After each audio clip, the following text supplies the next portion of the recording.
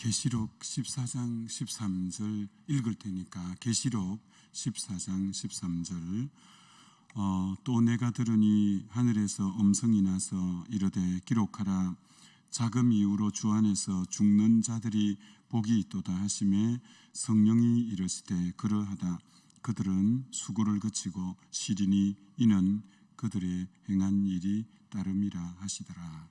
자, 오늘부터 이제 사순절 이제 특별 설교로 이 제목이 저에게 주어졌어요. 이 제목으로 설교하라.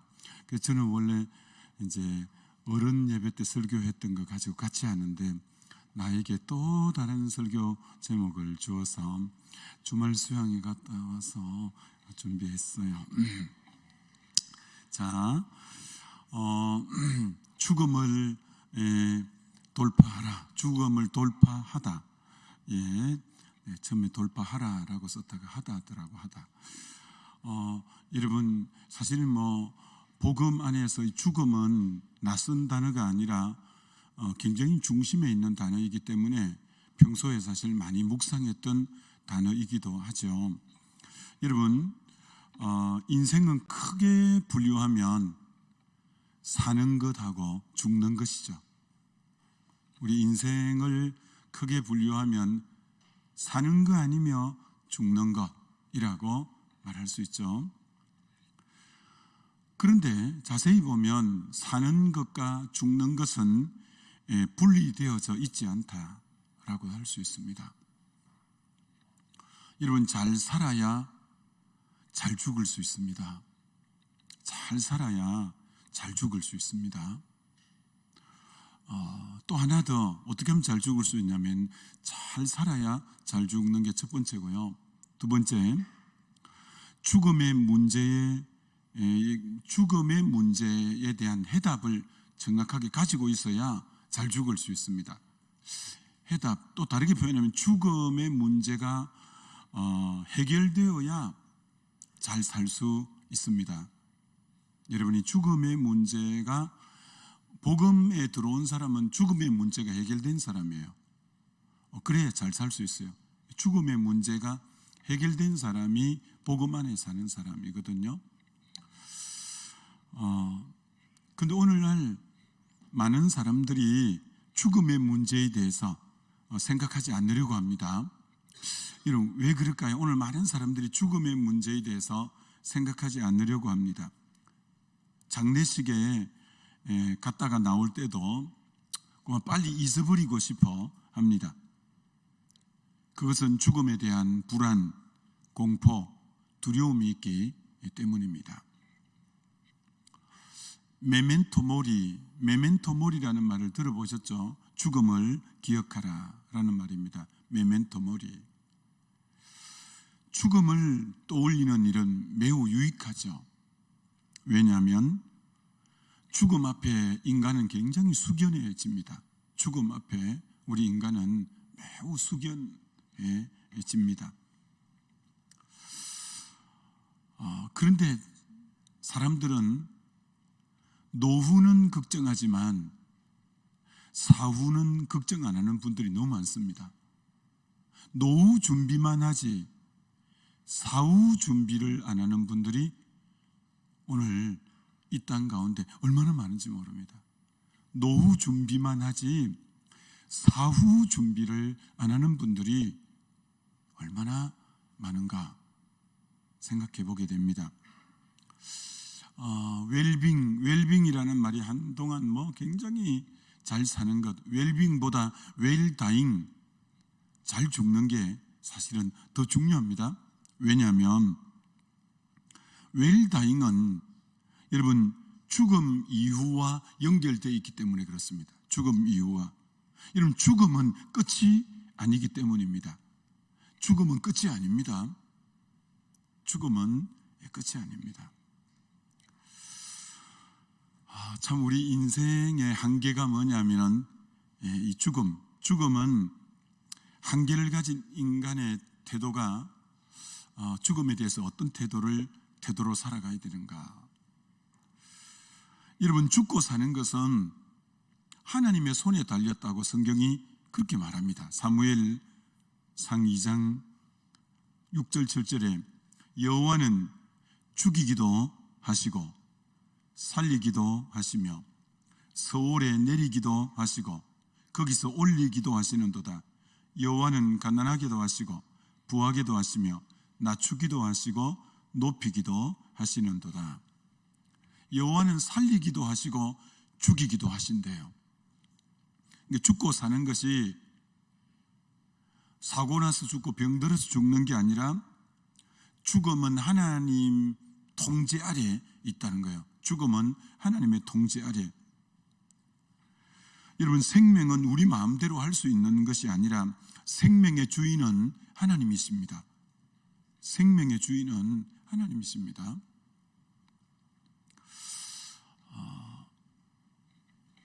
여러분, 우리 생명이 유한하죠. 무한하지 않고 유한한데,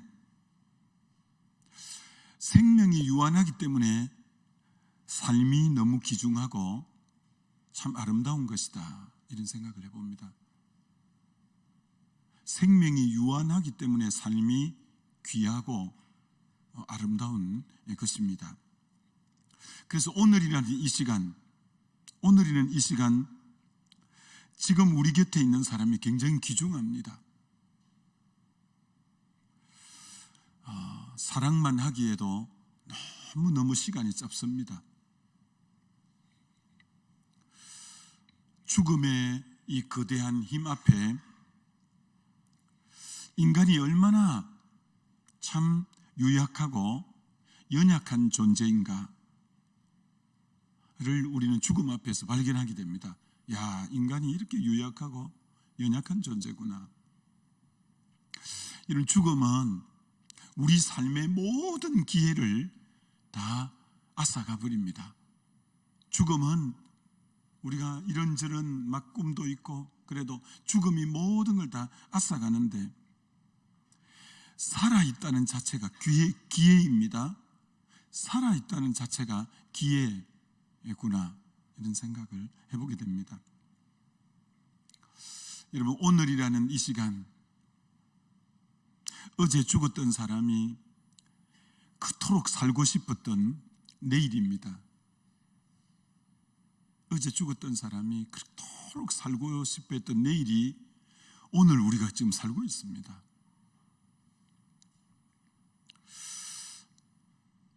여러분, 죽음을 준비하면서 참 살아가고 있는가? 어떻게 사는가? 어떻게 죽는가? 이 철학적인 질문입니다만, 어떤 의미로 이 젊은 날에 어떻게 살지? 어떻게 죽지? 깊이 생각해야 될 문제입니다. 사실은 노년이 되어서 어떻게 죽느냐는 질문은 이미 늦을지도 모르죠. 사실 노년의 시기에 죽음에 대해서는 확신을 가져야 됩니다. 죽고 난 뒤에는 이렇게 되지, 도리어 노년의 시기에는 이제 죽음, 어떻게 죽어야지를 고민할 때가 아니라 이제 죽음에 대한 확실한 확신을 가져야 될 때죠.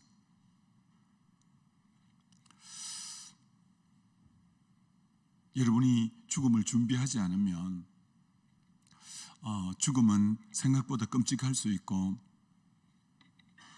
가혹할 수 있습니다. 그러므로 죽음에 대한 분명한 답을 가지고 있는 게 굉장히 필요합니다. 그래서 죽음에 대한 답이 있을 때 인생을 아름답게 매듭을 지을 수 있습니다. 이런 죽음을 준비한다는 게 장례식을 준비한다거나 내가 뭐 어디 무덤을 미리 준비해 놓는다거나 그런 건 아니지 않겠어요? 죽음 준비란 죽음 이후에 대한 준비입니다. 죽음 준비란 죽음 이후의 세계에 대한 준비가 죽음의 준비입니다. 우리가 진정으로 소망해야 하는 것이 죽음 이후입니다. 우리는 육체적 죽음으로 끝나는 것이 아니라 우리가 바라봐야 하는 것은 영원입니다. 우리가 바라봐야 되는 것은 영원입니다. 그런데 여러분, 우리 인생의 질문의 해답은, 그 질문의 어떤 질문이라도 해답은 예수 그리스도이십니다. 예수 그리스도. 예수 그리스도가 이 땅에 오신 이유가, 그 이유를 알면 어떤 류의 질문도 답이 나옵니다. 여러분, 죽음은 죄에 대한 심판의 결과죠. 죄의 싹슨 사망이라. 죽음은 죄의 결과에 대한, 죄에 대한 심판이 죽음이지 않습니까? 죄에 대한 심판. 그리스도가 이 땅에 오신 것은 우리 죄를 사해 주시기 위해서 왔잖아요. 다시 말합니다. 죽음은 죄에 대한 심판이죠. 죽음은 죄의 싹시 사망이기 때문에 아담이 먹지 말라는 죄를, 그 선악과를 먹고 먹으면 정령 죽으리라. 이게 죄에 대한 심판이 죽음이지 않습니까? 죽음의 씨앗이 죄죠, 죄. 근데 예수님이 오신 게 죄 문제 해결하러 오신 거죠. 그래서 예수 이름의 뜻도 아들을 낳으리니 이름을 예수라 하라. 이는 그가 자기 백성을 저희 죄에서 구원할 자이십니다. 예수님이 이름 자체가 예수님이 오신 사명을 담고 있죠.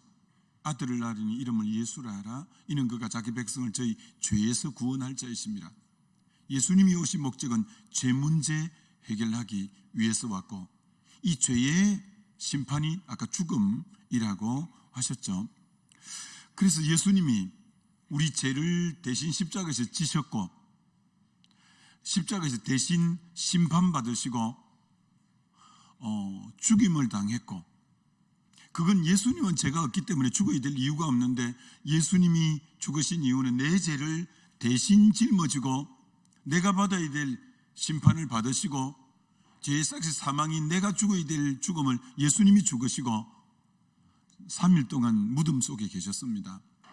그리고 이 죄 문제 해결하고 사망 권세를 깨뜨리고 부활하신 분이 예수님입니다. 그런데 예수님을 부활하실 때 이렇게 말씀하죠. 부활의 첫 열매라고. 첫 열매. 그럼 둘째 열매, 셋째 열매가 쭉 있을 것을 말하면서 부활의 첫 번째 열매니까, 예수 믿고 제사함 받은 사람은 두 번째 열매, 세 번째 열매, 그 부활의 영인 예수님이, 우리가 예수 믿는 우리에게 성령이 들어오시고 아들이 있는 자에게 생명, 영생이 있다고 했습니다. 그래서 부활하신 예수님이 우리가 믿을 때 요한복음 5장 24절 영생을 얻었고 심판에 이르지 않고 사망에서 생명으로 옮겨지는, 예수 그리스도가 내 죄 때문에 대신 심판받으셨고 죄의 결과인, 심판의 결과인 죽음을 예수님이 사망을 당하셔서 무덤 속에 3일 동안 계셨고, 그래서 죄 문제 처리하고 사망 문제 해결하고 부활하신 예수님, 그 예수님을 믿으면 제사함 받고 우리도 사망의 문제에서 완전히 벗어나고 해결되는 것입니다. 그래서 오늘 조금 전에 제가 읽었던 계시록 14장 17, 13절에 내가 들으니 하늘에서 음성이 나서 이르되 기록하라. 자금 이후로 주 안에 죽은 자는 복이 있도다. 이는 주님 안에서 죽은 자가 복이 있다고 하는 겁니다. 여러분, 몇 세까지 살 것인가? 부자로 살다 죽을 것인가? 유명자로 살다 죽을 것인가? 이런 질문은 아무 의미가 없고, 그리스도인으로 주 안에서 죽으면 복이 있다는 거예요. 그렇죠? 여러분, 사실은 예수 믿는다는 것은 엄청난 일이죠.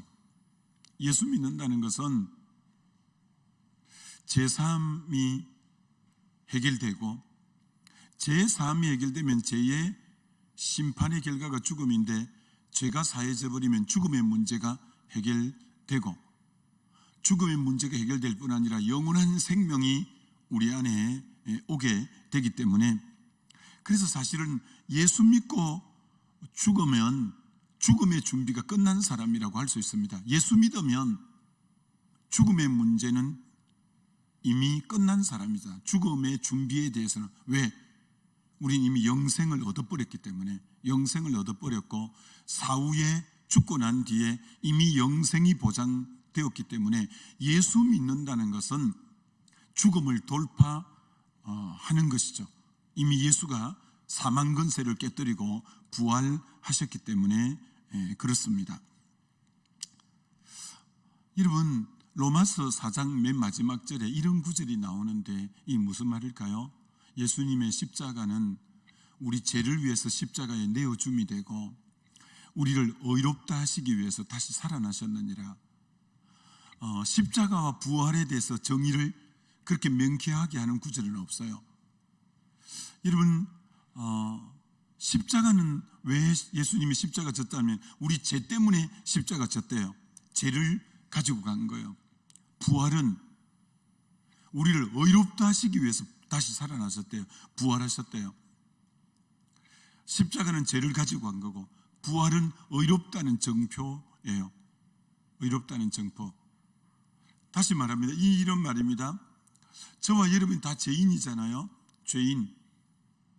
예수님이 이 죄 문제 해결하라고 하나님의 아들이 인간의 몸을 입고 오셨어요. 인간의 몸을 입고, 왜 인간의 몸을 입어야 꼭 죄 문제 해결하죠? 피 흘림이 없으면 죄 사함이 없기 때문에 육신을 안 입으면 피 흘릴 수 없어요. 그래서 예수님이 육을 입고 오셔야 피 흘려야 죄 사함이 된다고 분명히 히브리서에 말씀하잖아요. 그래서 예수님이 육을 입고 이 땅에 오셨어요. 육을 입고. 그래서 우리 죄가 예수님이 몽땅 대신 죄를, 그래서 대속이라고, 대속의 죽음, 예수님이 죄를 몽땅 뒤집어 쓰셨죠. 그래서 죄 때문에 죽으셨죠. 근데 사흘 만에 살아나셨다는 거예요. 근데 저와 여러분의 죄가 다 합쳐서 100가지라고 합시다. 예를 들어 100가지라고 합시다. 근데 100가지를 다 뒤집어 쓰고 예수님이 대신 죽으셨어요. 근데 만약에 그 중에 99가지만 해결되고 한 가지라도 남았다면 죄의 싹이 사망이기 때문에 죽음에 계속 눌려 있어야 돼요. 근데 주님이 살아나실 때는 이미 가지고 간 100가지 죄를 다 청산했기 때문에 그분은 부활하셨어요. 그래서 부활은 뭐라고 하냐면 우리 죄에 대해서 십자가에 내어줌이 되고 우리를 의롭다 하시기 위해서 다시 살아나셨느니라. 예수님의 부활은 내 죄가 이미 가지고 가서 완전히 청산됐다는 정표가 부활이에요. 부활. 그래서 십자가만 있어 갖고는 능력이 없죠. 십자가는 죄 문제를 해결했는데 부활이 있기 때문에 가지고 간 죄가 다 청산되었다는 정표가 부활이에요. 부활. 그래서 이 부활은 엄청난 능력이죠. 그래서 예수의 십자가와 부활을 믿으면 우리는 확실히 내 죄가 예수님이 완전히 처리하셨음이 명확한 거죠. 그래서 죄를 처리해버리면 사망은 밟으실 데가 없는 거죠. 사망은. 왜냐하면 죄의 싹이 사망인데 죄 문제 싹 해결돼 버렸기 때문에 더 이상 사망이 나를 이제 지배할 수가 없는 거죠. 그래서 여러분, 예수의 십자가 사건, 부활 사건은 엄청난 사건이죠. 죄 문제를 해결함으로 이제 죄가 해결돼 버렸기 때문에 마귀가 더 이상 나에게 죄 때문에 나에게 종노릇을 나에게 시키고 왕노릇을 했는데 이제는 죄가 없으니까 예수의 십자가 부활을 통해서 의롭게 완전히 된 부활의 정표까지 받아버렸기 때문에 더 이상 마귀가 나에게 왕노릇할 건덕지가 하나도 없습니다. 죄가 없는데 죄를 지은 자마다 마귀 종인데 죄가 해결됐으니까 마귀 종이 될 필요가 더 이상 없어져 버린 거죠. 그래서 주님의 십자가 부활은 엄청난 거죠. 우리가 예수를 믿을 때 죄사함을 받아버림으로 더 이상 사망이 나를 이제 지배할 수도 없고 마귀가 더 이상 죄가 없으니까 지배할 수도 없고 이렇게 된 거죠. 그래서 참 주님의 십자가 복음, 이 부활의 복음이 완전히 죽음을 돌파한 거죠. 그래서 우리는 사실은 죽음이 두렵지 않은 거죠. 여러분, 그렇습니다. 저희 위에 누님이 돌아가셨는데 몇 년 전에 돌아가셨죠. 새로 지은 화장터였어요. 그 장례식장이 새로 최신식으로 지은 화장터인데, 어떻게 화장터가 생겼냐면 아주 새 건물로 막 크게 지은 건물인데요. 예를 들어 이렇게 큰 그 공간이 있고, 보통 지금까지 이런 목사는요, 죽음의 현장에 굉장히 자주 간다는 거 여러분 아세요? 우리 교회가 일주일에 교회가 크니까 막 4번씩 5번씩 돌아가요, 일주일에. 그럼 여러분, 목사가 거기에 다 예배 드리러 가요. 그러니까 목사가 굉장히 많이 경험하는 게 죽음이에요, 죽음. 그래서 화장터도 굉장히 많이 가는 곳이 목사예요. 죽은 분의 얼굴도 굉장히 많이 보는 이가 목사예요, 여러분, 목사. 그런데 제가 그 누님이 돌아가셨을 때 새로 아주 얼마 안 된 최신식으로 지은 화장터에 갔는데, 이 화장터가요, 지금까지 다녀본 화장터와는 완전히 다른, 요렇게 생겼잖아요. 어떻게 생겼냐면 앞에 큰 빈 공간이 쫙 있고, 여기 이제 화구가 하나씩 하구가 한 12하구, 시신을 12군데 였는 이제 곳이 있고, 그리고 그 앞에 유족들이, 돌아가신 분의 유족들이 하구 앞에 2줄로 다 앉게끔 이렇게 만들어진 화장터예요. 그러니까 보통 화장터는 그렇지 않고요, 그만 이렇게 시신을 넣고 그러면 사람들이 다 거기서 빠져나와서 방이 있어서 그 방에서 뒤로 이렇게 보게끔 돼 있는데, 여기는요 그렇지 않아요. 그만 앞에 하구가 있고 시신을 넣고 하면 거기 유족들이 다 2줄로 앉으니까요. 그게 뭐 여기 유족들이 2줄 쫙 있으니까 뭐 굉장히 많이 앉아 있겠죠. 그런데 너무 희한한 현상이, 이쪽에는 막 여기 머리에 뭐 쓰고 삼배 옷을 입고 뭐 머리에도 안 믿는 분들 옛날 유교식으로 막 여기 주렁주렁 삼배 옷 입고, 전부 그쪽은 그런 유니폼이다, 그런 옷이에요. 근데 딱 보면 예수 믿는 사람이 누군지 알아요. 예수 믿는 사람은 전부 이제 검정 양복에 검정 넥타이에 여기 이제 뭐 이제 또 이렇게 하나 차고, 다 이제 검정 옷으로 쫙 유니폼이 깨끗하게 딱 돼 있는 데는 대부분 그리스도인들이에요. 근데 그 전부 큰 광장에 딱 한 곳에 있는데, 어떻게 그렇게 지어놨는지, 이쪽에는 찬송을 막 부르고 있는 거예요. 소망에 대한 노래를 하고 있는 거예요. 옆에서는 아이고 하면서, 어째 그리, 새로 신식이 아니라 내가 본 게 어떻게 그리 지어놨을까?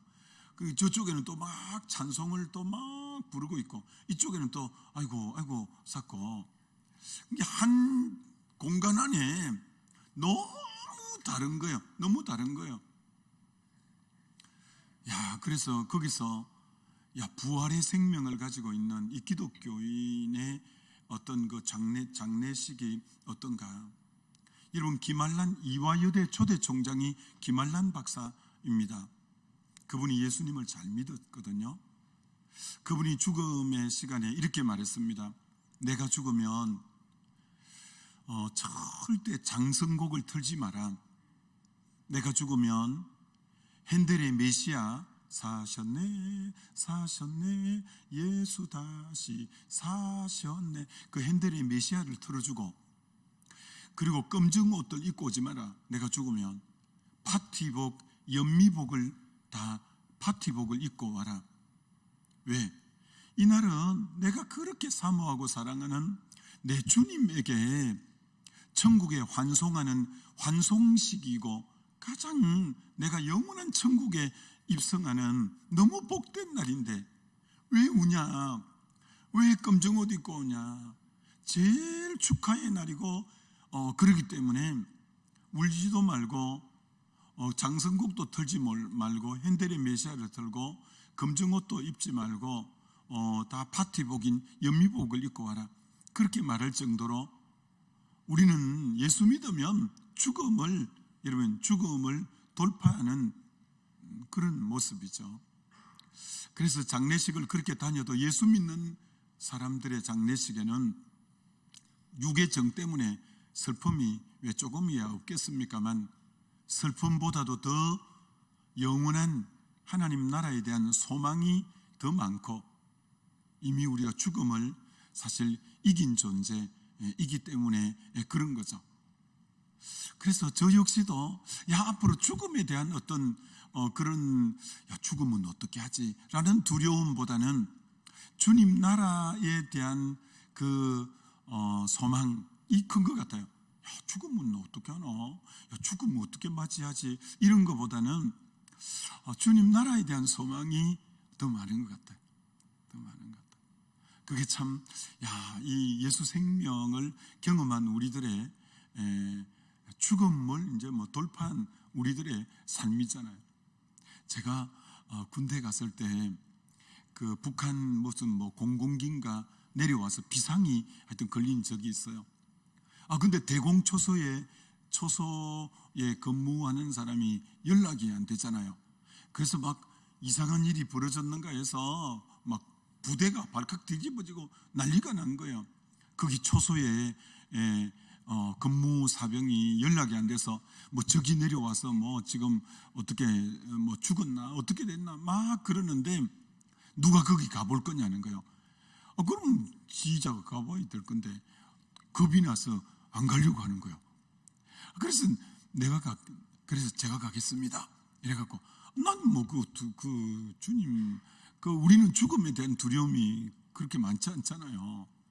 그래서 적군이 내려와도 그렇고 죽음이 그렇게 그래서 지휘관들이 보통 때는 막 큰 소리 치다가 죽음 앞에 여러분 딱 오니까 다 두려워하고 안 가려고 하는 거야. 그래서 나보고 그러잖아요. 하여튼 여러분 우리는 이 복음은 여러분 이상이 아니라 실제예요. 예수님이 죽음을 이기버렸었고 그 죽음을 이기신 예수의 영이 우리와 함께 하기 때문에 죽음을 돌파하는 거죠. 우리는 죽음을 돌파하는 거죠. 그래서 이제 사순절 매주마다 새로운 주제를 갖고 하는데 사실은 한편으로는 난 사순절에 맨 첫 주에 왜 맨 마지막에 죽음을 안 하고 맨 첫 주에 어떻게 죽음을 돌파하냐? 나머지 돌파하다가 맨 마지막에 짱 하고 부활하고 사순절 끝에 이제 부활이 와야 되는데 그렇게 생각하다가 하여튼 죽음을 내보고 돌파하라고 해서 그래서 감사하게 생각했는데 하여튼 여러분 죽음만 돌파하면 나머지 뭐가 겁이 나는 게 뭐가 있어요? 다 돌파할 수 있죠. 그래서 이제 간단히 하여튼 이렇게 마무리합니다. 사망은 혼자 있는 존재가 아니라 죄의 싹시 사망이기 때문에 로마서 6장 23절에 죄의 싹시 사망이기 때문에 죄에 대한 결과물이 사망이기 때문에 예수가 오신 목적은 죄를 해결하기 위해서 와서 죄를 완전히 해결해 주셨기 때문에 더 이상 사망이 우리를 지배할 수도 없고 사단이 더 이상 나를 종노릇 시킬 근거지가 없습니다. 사단은 죄가 있을 때만이 나를 종으로 삼을 수 있는데 내 죄가 해결됐으니 사망도 죽음도 돌파할 수 있고 사단도 더 이상 나를 종으로 삼을 수 없는 이것이 복음의 위력입니다. 복음의 능력입니다. 그래서 로마서 1장에 복음은 모든 믿는 자에게 구원을 주시는 하나님의 능력이라고 했잖아요. 능력, 복음이 능력입니다. 복음은 죽음도 돌파하고 사단도 돌파하고 다 돌파합니다. 이미 믿는 우리에게 여러분 영생이 와 있습니다. 요한 1서 5장 11절로 13절에 또 증거는 이것이니 하나님이 우리에게 영생을 주신 것과 이 생명이 그의 아들 안에 있는 그것이니라. 아들이 있는 자에게는 생명이 있고 아들이 없는 자에게는 생명이 없느니라. 내가 너희에게 이것을 쓴 것은 너희에게 영생이 있음을 알게 하리 함이라. 예수 믿으면 우리에게 영생이 있습니다. 영생. 이미 예수. 그래서 여러분, 예수님이 이런 말씀을 자주 하셨습니다. 요한복음 6장에 나는 생명의 떡이다. 이 생명이 영생, 헬라어로 보면 조의 영생을 나타냅니다. 나는 생명의 떡이다. 요한복음 8장에 나는 생명의 빛이다. 그리고 요한복음 10장에 내가 온 것은 양에게 생명을 주고 또 풍성한 삶을 주러 왔다. 11장에 나는 부활이요 생명이다. 14장에 나는 길이요 진리요 생명이다. 예수님이 너무 자신을 뭐라고 많이 만나 생명이라고 하는 거예요. 이 생명은 부모님에게 물려받은 생명은 푸시케라는 생명은 이 땅에 있다가 없어질 생명인데, 지금 주님이 생명이라고 하는 이 생명은 헬라어로 조예라는 생명인데 영생을 나타내요. 이게 예수가 생명이에요. 예수를 영접한 게 아들이 있는 자에게 생명이 있거든요. 우리 안에 아들을 영접하면 생명이 있는 거예요. 그래서 저와 여러분이 예수님이 우리 안에 있다면 우리에게는 영원한 생명이 이미 우리 안에 들어와 있어요. 그래서 우리는 육이야 이 땅에서 한번 이제 유한한 존재이기 때문에 끝날 날이 있겠지만 죽음을 결코 우리는 두려워할 필요가 없죠. 우리는 더 영생에 대한 소망이 더 강력하게 우리 안에 있기 때문에, 그래서 예수 십자가 부활이 저와 여러분을 죽음에서 돌파시켜 준 거예요. 그래서 걱정하지 말고 은혜의 동산 할 때 이런 얘기 한번 한 적이 있는데, 한양대학교 교수님이 어떤 박사 학위를 받았냐면 죽은 사람의 얼굴을 연구해가지고 박사학위를 받았는데, 거기 이런 내용이 나오잖아요. 죽은 분의 얼굴이 너무 잠자는 것처럼 평안한 분들이 있어서 세브란스 병원과 협약을 해가지고 세브란스 병원이 크니까 하루에도 시신이 몇 구씩 나오는 거예요. 그럼 이 한양대 교수가 죽은 사람의 얼굴 표정을 갖고 논문을 쓰는 거예요. 박사학위 논문을. 그런데 죽은 사람 중에 얼굴이 너무 평안하고 잠자는 것 같고 너무 평안한 얼굴이 있는 거예요. 그래서 이렇게 돌아가셨는데 얼굴이 너무 평안한 분은 누굴까? 많이 배운 사람이 죽고 나면 이렇게 평안할까? 돈 많이 가지고 살다가 죽으면 이렇게 평안할까? 역학조사를 해봐도 안 맞는 거예요. 이렇게 죽고 난 뒤에 얼굴이 이렇게 평안한 사람은 누굴까? 나중에 이분이 안 믿는 교수가 돼서 깨달은 게, 예수 믿고 죽은 사람들의 얼굴이 잠자는 것처럼 그렇게 평안하다는 것을 알게 된 거예요. 여러분, 예수 믿는 사람이 왜 죽으면 그렇게 평안할까요? 얼굴이 왜 그렇게 예수 믿는 사람은 죽으면 평안하냐면, 여러분, 죽기 전에 영혼이 이렇게 그래서 누구 간증 들으면 나오냐면, 정건모 가기처 장관을 지낸 정건모 장관의 아들이 신부전증으로 미국에서 학위까지 받고 막 그런 아들인데 세상을 먼저 떠나는데, 이 정건모 장로님이죠. 이 장관이 자기 아들을 이제 결혼한 지 얼마 되지도 않는 아들인데 신부전증 때문에 죽어요. 그래서 그 방에 들어갔더니 이제 아들이 이제 운명하는 시간인데, 아버지 보고 이러는 거예요. 아버지, 천사들이 내 방에 꽉 이렇게 하얀 천사들이 있는 거 아버지 안 보이세요? 이렇게 자기 아버지 눈에는 안 보이는 거예요. 아버지, 내 영혼을 하나님께로 인도해 가기 위해서 천사들이 지금 왔잖아요. 그렇게 말하는 거예요. 그게 어디 나오냐면 누가복음 16장에 부자와 나사로가 죽었을 때 그 영혼이 천사의 손에 받들어서 하나님의 품에 가는 내용이 누가복음 16장에, 이게 예수 믿고 죽으면 왜 그리 얼굴이 평안하냐면, 여러분, 우리가 죽으면 우리 영혼을 천사의 손으로 받들어서 하나님께로 가는 거예요.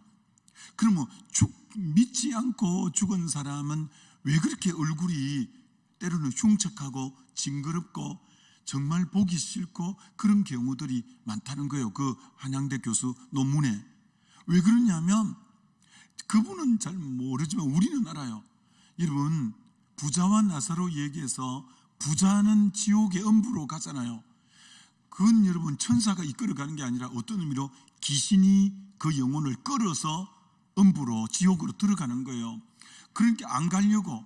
그래서 여러분이 전설의 고향하고 이런 거 호러 영화 할 때 막 그 지옥의 사자들이 막 끌어가는 게 그게 어떤 의미로 허무맹랑한 얘기가 아니라 안 믿고 죽는 영혼은 더러운 귀신에 끌려서 어떤 의미로 음부 지옥으로 가고, 믿는 사람의 영혼은 천사의 손에 받들어서 하나님 품으로 가기 때문에 믿는 사람이 죽으면 영혼이 그렇게 평안하고, 그리고 안 믿다 죽는 사람은 귀신이 끌어가려고 하니까 막 버티고 안 가려고 하고 하니까 얼굴이 흉측해지고 얼굴이 막 두려워하고, 그렇게 사후의 얼굴이 안 좋은 이유가 있는 거예요.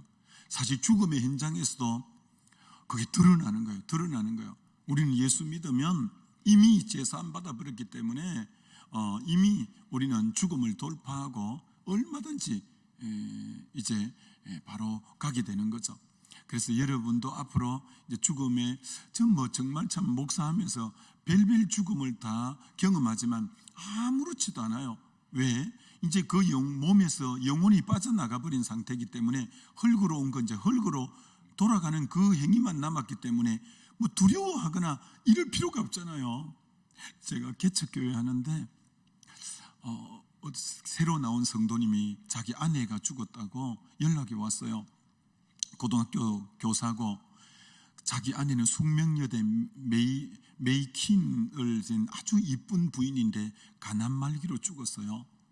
그래서 그 죽었으면 영안실이나 병원에 가 있어야 될 건데, 내가 집에 그래서 개척한 지 얼마 안 돼서 그 집에 갔더니 세상에 시신이 작은 방에 있고, 이분이 어떤 분하고 있으면서 술이 채갖고 내가 가니까 마치 교대하듯이 그 사람하고 술 먹다가 밖에 나가고 나하고 시신하고만 놔두고 나가잖아.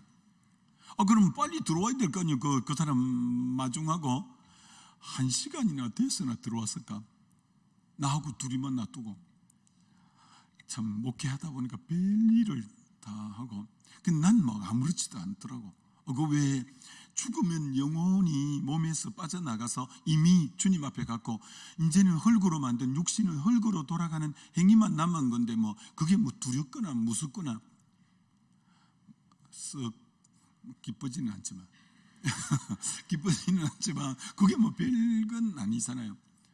여러분도 마찬가지죠. 뭐 아무쪼록 하여튼 우리는 예수 믿으면 죽음이 뭐 두렵거나 그렇지는 않아요. 그래서 여러분이 예수 생명 바로 딱 붙잡고 이 사순절에 담대하게 예수 생명으로 승리하게 되시기를 주의 이름으로 축원합니다. 우리 한번 일어나서 한번 기도하십시다. 기도하고 오늘 또 우리 박 목사님이 또 이제 기도에 박지우 목사님이 인도하시게 될 건데, 이 사순절에 여러분도 사실은 죽음을 돌파하는 이런 믿음을 좀 잘 가졌으면 좋겠습니다.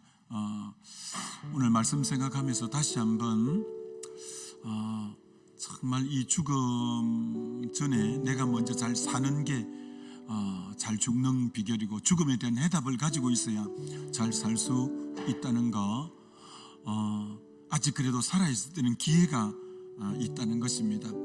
내 주변에 있는 사람이 가장 귀한 사람이고 내가 더 사랑할 사람입니다. 어른들은 노후 준비한다고만 급급하지만 사후 준비를 안 하는 분들이 있는데, 우리는 예수 믿으면 사후 준비가 어떤 의미로 되어진 사람이다, 이렇게도 말할 수 있습니다. 그래서 예수 생명이 우리에게 얼마나 귀한가 다시 생각하면서, 오늘 말씀 생각하면서 우리 한번 동성으로 같이 기도하겠습니다.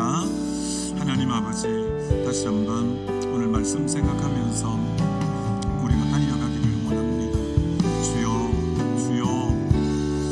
주님, 예수 그리스도 안에서 정말 죽음에 하나님 아버지 참된 하나님 아버지의 길이 있고 생명이 있음을 알게 하시니 감사합니다. 복음으로 승리하며 길갈 수 있게 성령 하나님 함께하여 주소서. 예수 그리스도로 말미암아 하나님 그것을 두려워하는 자들이 아닌 하나님 안에서 그 평안을 누리며 하나님 우리가 행해야 할 그 일들을 하나님 행하며 살아갈 수 있는 자들 될 수 있도록 성령 하나님께서 함께하여 주시옵소서. 주께서 하나님 주는 모든 의미가 하나님 우리들 안에 있음을 하나님 기억하게 하여 주시고, 주께서 하나님 주시는 그 주의 그 일들 하나님 바라보며 나아갈 수 있도록 성령 하나님 함께하여 주시옵소서. 오 주님, 우리가 하나님 우리의 삶을 드립니다.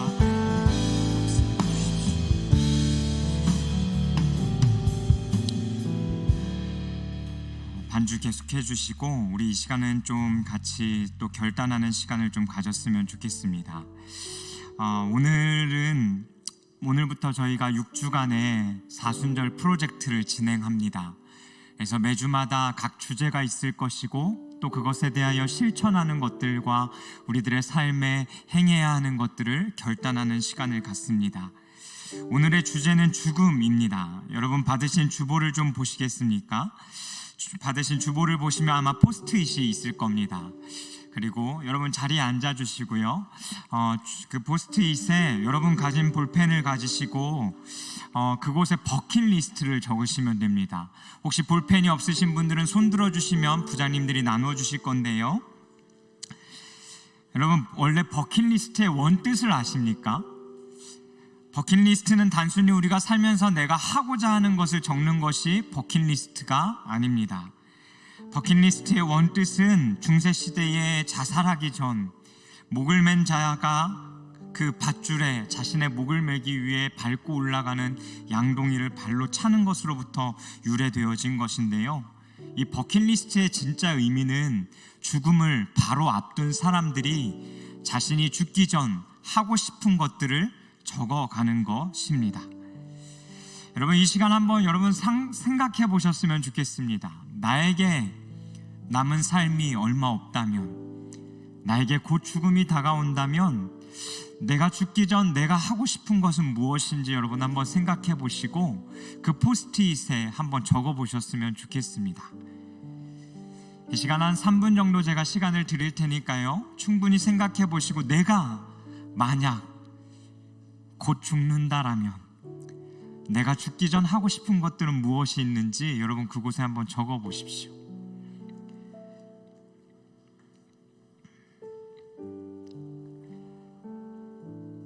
내가 죽기 전 사랑하는 사람들과 해야 할 것들, 또 내가 죽기 전 꼭 무엇인가 이루고 싶은 것들, 아마 개개인마다 다 있으실 거라고 생각되어집니다.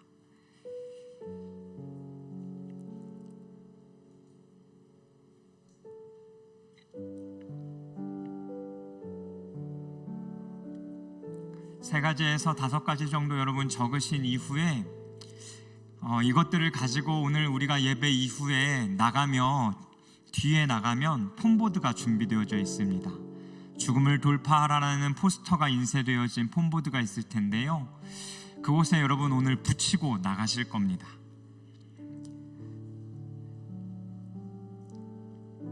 우리가 적고 난 이후에 계속해서 제가 진행하도록 하겠습니다. 다 적으신 분들은 개인의 사진을 가지고 자신이 적으신 것들을 또 사진 찍어서 개인적으로 소지하셔도 좋을 것 같습니다.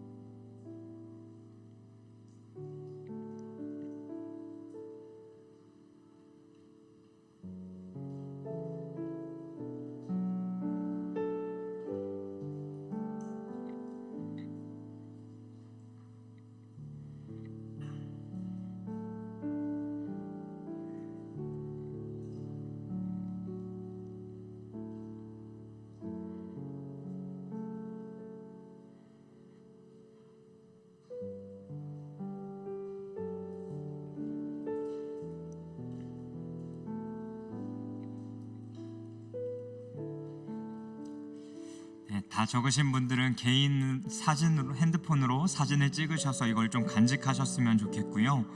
여러분, 이걸 적으셨다면 이번 한 주간 하셔야 할 일들이 있습니다. 그것이 무엇이냐면, 여러분의 버킷리스트가 있다면 인간의 몸으로 이 땅에 오셔서 예수님이 죽으시기 전 예수님의 삶 가운데도 분명한 버킷리스트가 있었습니다.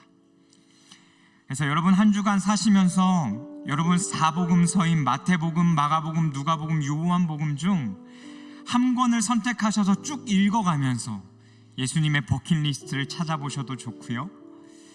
또 여러분들이 죽음을 앞둔 예수님의 그 삶의 영역만 말씀을 읽으며 그 안에서 예수님의 버킷리스트를 찾아보셔도 좋습니다.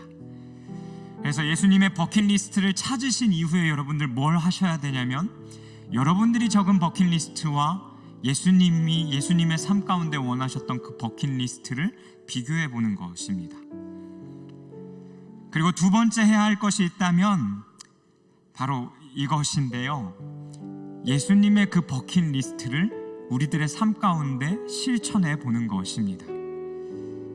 오늘 우리가 말씀을 들은 것처럼 죽음은 인간의 삶에 두려운 것 중 하나입니다. 그리고 이 죽음이라는 주제를 준비하면서 제 개인적으로 제가 장례를 치러야 했던 청년들이 생각났습니다. 그리고 또 이곳에는 아마 그 죽음으로 인해서 거기에 매여 계신 분들도 있을 거라고 생각되어집니다. 그런데 여러분, 죽음이라는 것은 내 삶에 나의 것을 포기하겠다라는 의미를 가지고 있습니다. 예수님께서 이 땅에 오신 이유, 내가 살기 위해서가 아니라 내가 다른 사람들을 위해 죽기 위해 이 땅에 오셨다라고 말씀하십니다. 그리고 예수님의 그 3년간의 공생애를 되돌아볼 때 예수님의 삶은 자신의 삶의 모든 것을 포기하며 그 하나님께서 예수님에게 허락하신 모든 사람들을 위하여 자신의 것을 내어놓으심으로 사셨던 삶임을 우리가 바라보게 되어집니다. 나의 먹을 것을, 또 나의 시간을, 나의 마음을 장애가 있는 사람들에게, 몸이 아픈 사람들에게, 과부에게 다가가서 자신이 가진 것을 주었다라는 것이죠. 여러분, 죽음이 두려운 이유는 내가 해보지 않은 그 어느 것을 해보아야 하기 때문입니다. 내 것을 포기하고 남에게 주는 것 또한 저는 마찬가지라고 생각합니다. 내가 해보지 않았기 때문에 두려운 것이죠. 하지만 여러분, 한 주간 살면서 예수님이 하셨던 그 삶의 여정들 속에 버킷리스트를 바라보며 여러분들이 삶 가운데 실천할 수 없었던 것, 그 예수님이 하셨던 일에 한번 동참해 보셨으면 좋겠습니다.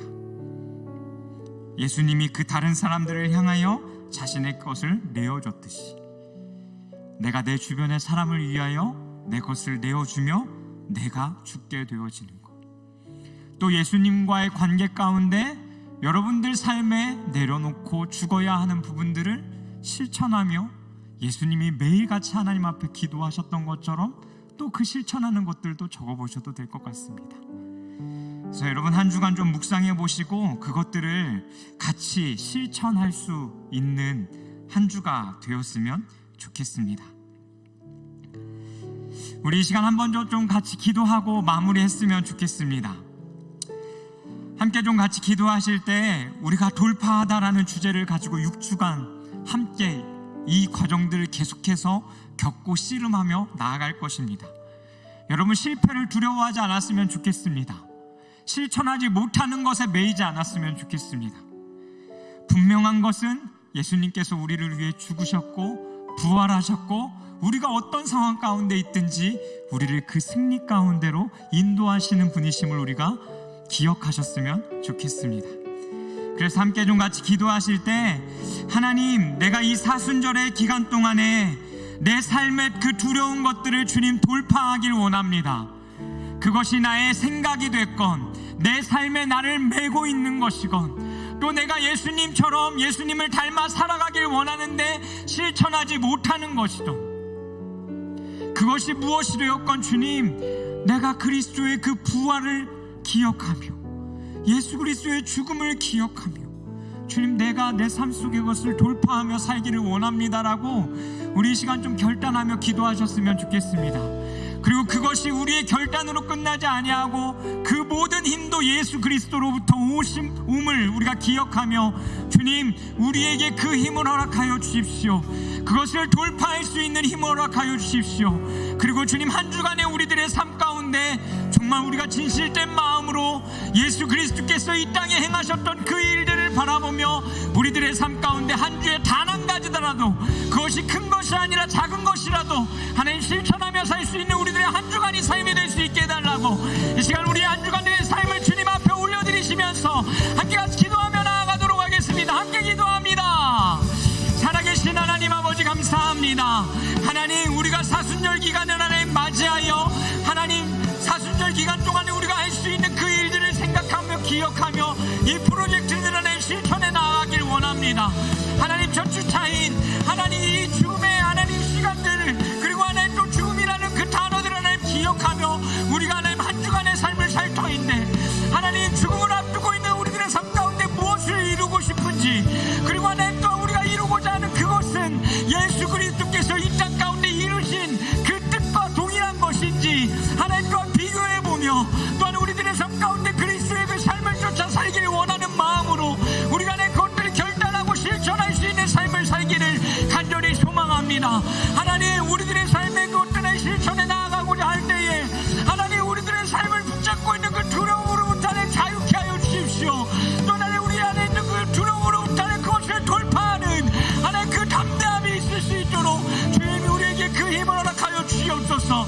하나님, 그것을 돌파할 수 있는 힘은 다른 것이 아니라 예수 그리스도의 그 죽음과 부활 가운데서 하나님 나오는 힘을 기억하며 하나님, 우리가 주의 은혜를 구하며 하루하루의 삶 가운데서 하나님 살아갈 수 있는 하나님 우리들의 삶이 되어질 수 있도록 인도하여 주시고, 주님께서 하나님 주시는 그 주님의 마음과 하나님의 생각들 붙들고 하나님 앞에 하나님 나아가 살 수 있는 한 주간의 우리들의 삶이 될 수 있도록 주님 인도하여 주시옵소서. 하나님, 우리들의 삶을 붙잡고 있는 두려운 생각들로부터 벗어나게 하여 주십시오. 하나님, 우리의 삶을 묶고 있는 것들로부터 벗어나게 하여 주십시오. 그것을 하나님 단순히 피해가는 것이 아니라 예수 그리스도의 이름으로 하나님 돌파하는 은혜가 하나님 우리들의 삶 가운데 있게 하여 주십시오. 하나님, 막힌 관계들이, 또 막힌 삶의 문제들이, 또 내 삶을 묶고 있는 여러 생각들이 나를 붙잡지 못하도록 하나님, 우리가 그 부활과 예수 그리스도의 그 십자가의 죽으심의 은혜 안에서 하나님 자유할 수 있는 시간 되어질 수 있도록 성령 하나님 함께하여 주시옵소서. 주님, 우리가 그 어떤 하나님 안에서 하나님 돌파해 나가길 원합니다. 오 성령 하나님, 우리 가운데 오셔서 우리에게 하나님 그 은혜들을 허락하여 주시옵소서. 오 주님, 우리가 그 주님을 바라보며 달려갑니다. 우리가 그 주님의 하나님 은혜 가운데 동참하길 간절히 소망합니다. 오 주의 그 은혜를 주십시오. 우리가 항상 예수의 죽음을 몸에 짊어짐은 예수의 생명이 또한 우리 몸에 나타나게 하려 함이라. 살아계신 주님, 우리가 사순절을 맞이했습니다.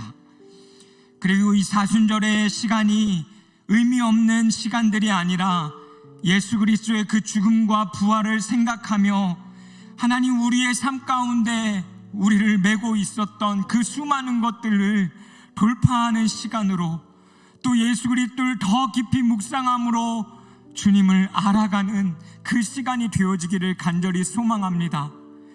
어둠 가운데 사로잡혀 하나님 자신의 삶에 돌파해야 할 것들을 돌파하지 못하고 오실 메시아에 대한 기대함으로 기다렸던 그들의 삶처럼 하나님, 여전히 우리들의 삶에 돌파하지 못하고 우리들을 얽매고 매고 있는 그 수많은 것들로부터 우리가 하나님 예수 그리스도의 그 죽음과 부활을 기억하며 또한 승리를 선포하며 우리들의 삶의 그 메인 것들을 돌파해 가길 간절히 소망합니다.